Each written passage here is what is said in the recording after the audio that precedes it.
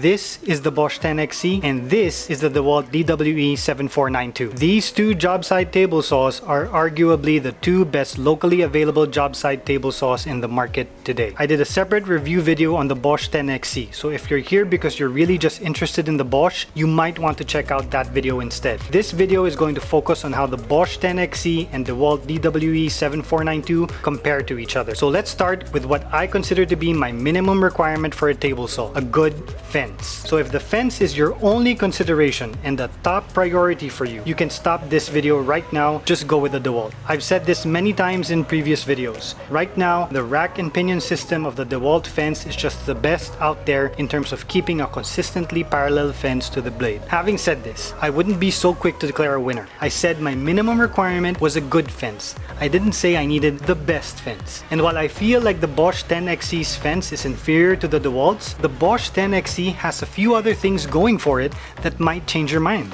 Like this sliding platform. I tell you, I didn't think I would be that impressed with the sliding platform, but I'm really kind of liking it. The idea of not having to build a sled and being able to cross-cut boards up to 14 inches wide really appeals to me. In fact, if you cheat and don't use the miter gauge lock, you can actually cross-cut boards up to 20 inches. That's pretty amazing. So this one goes to Bosch.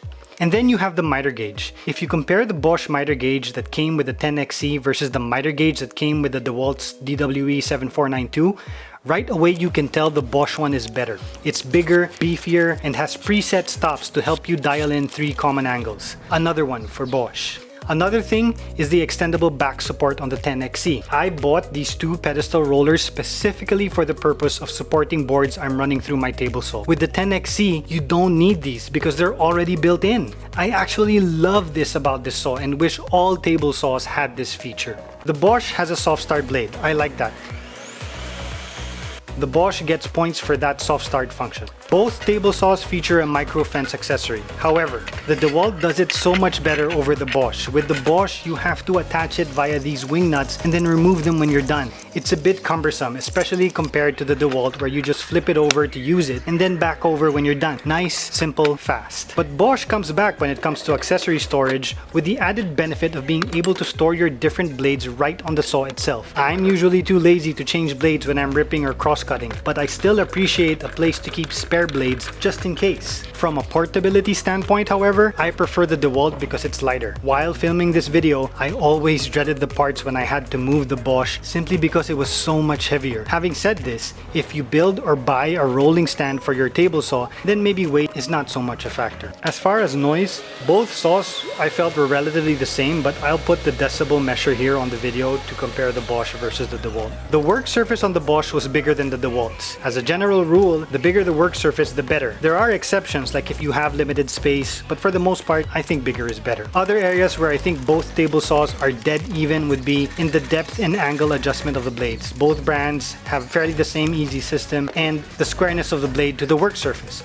Both brands were square and true and straight out of the box. And finally, you have the question of price. And I really think this is where the argument for Bosch starts to fall apart. The Bosch retails in the Philippines for about 35,000 pesos, which is about $700. Compare this to the 20,000 pesos or $400 price tag of the Dewalt. So it comes down to, what are you paying more for? Is the sliding platform for crosscuts, the sexier miter gauge, the extra storage for blades, the rear support extensions, a soft starting blade, and an inferior fence all worth an extra 15,000 pesos or $300 to you? I don't know about you, but it isn't to me. But again, that's me and this is just my opinion. I'm not a professional, I'm just a weekend DIYer, so take what I say with a grain of salt.